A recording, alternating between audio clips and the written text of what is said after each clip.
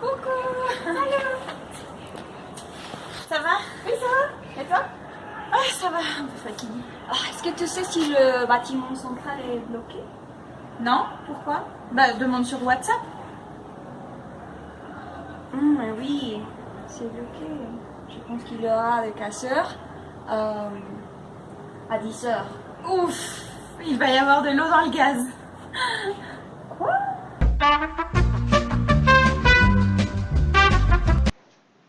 L'expression il y a de l'eau dans les gars signifie qu'une dispute se prépare et que le climat est tendu.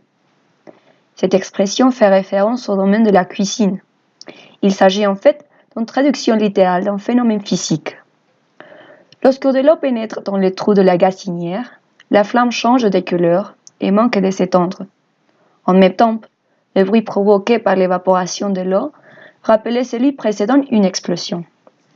De là, cette explosion a pu être assimilée à des paroles fortes, autrement dit, à des disputes.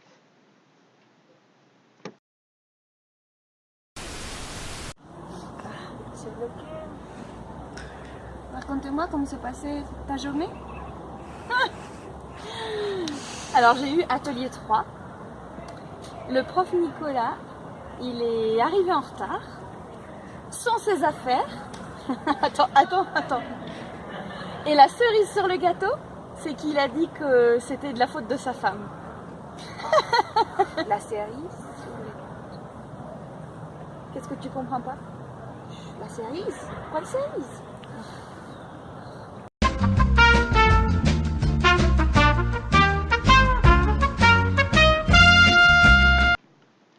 L'essence de cette expression est d'apporter le point final, la dernière touche à la réalisation de quelque chose. Nous avons simplement ici affaire à une métaphore pâtissière. Par comparaison avec ces super gâteaux sur lesquels trône au milieu une belle cerise d'un rouge parfaitement naturel. Petite touche de décoration finale qui rend la pâtisserie plus appétissante. Cette expression n'est qu'une traduction exacte de l'expression anglaise « the cherry on the cake » ou de sa variante « the cherry on top ». Le projet écrit, j'avais pensé si je peux te l'envoyer, mais je l'avais écrit. Alors je pense que je pourrais prendre une photo ou je pourrais le dire à la secrétaire pour te l'envoyer après à ton adresse email. Ne cherche pas midi à 14h, tu peux tout simplement me donner la feuille. 14h?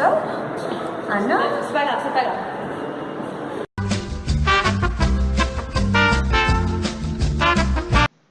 La troisième expression, c'est-à-dire compliquer inutilement une chose très simple. On trouve cette expression dès le XIe siècle, où l'on disait chercher midi à 11h. Elle changera au XVIIe siècle pour adopter la forme actuelle. Salut! Je voulais me confier à toi parce que je suis un peu déprimée. J'ai des problèmes avec mon copain. Je sais que faire. Ah oui, moi aussi. J'ai des gros problèmes avec mon mari. Il m'a trompée. Oh, toute une histoire, je te raconte pas. Et puis les enfants, ils sont chiantissimes en ce moment. Chiantissimes. Non, et puis au travail, c'est pareil. Peut-être que je vais perdre mon travail. Enfin, t'imagines même pas. Je suis au bout du rouleau, quoi. Enfin bref, on va prendre une glace? Oui?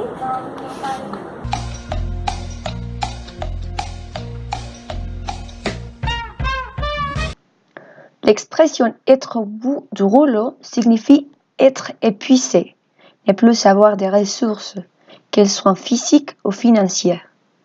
À partir du mot rôle, apparut les rouleaux, diminutif de rouleau de papier, et qui désignait les rouleaux de papier que l'on connaît encore aujourd'hui et qui servaient à ranger les pièces de monnaie.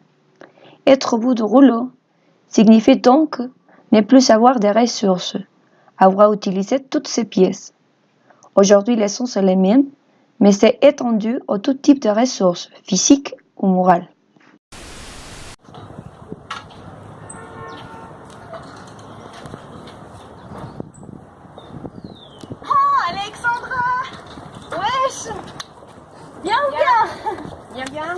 Ouais, ça roule. Bien. Tu t'habitues à la France alors? Ah, c'est complètement différent. Les expressions, bah forcément. Ouais, et quoi de neuf? Tu fais quoi ce soir? Non, rien. Non. Et toi? Moi j'ai une teuf. D'ailleurs, ma mère elle est pas au courant. Quand elle va l'apprendre, elle va me passer un savon. Un savon? Mais pourquoi? Est-ce que tu as besoin de te laver? Ah. Mais les Français, on se lave jamais. Hein. Allez!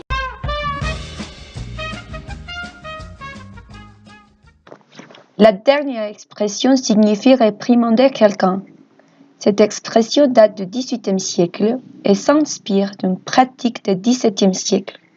Autrefois, les femmes avaient pour habitude de discuter et de se raconter des potins en même temps qu'elles lavaient leurs lignes à l'aide d'un savon au lavoir communal.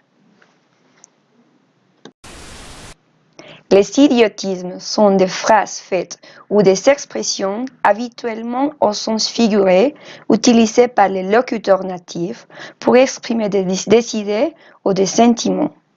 J'espère que vous avez profité de mon vidéo. Merci et à bientôt.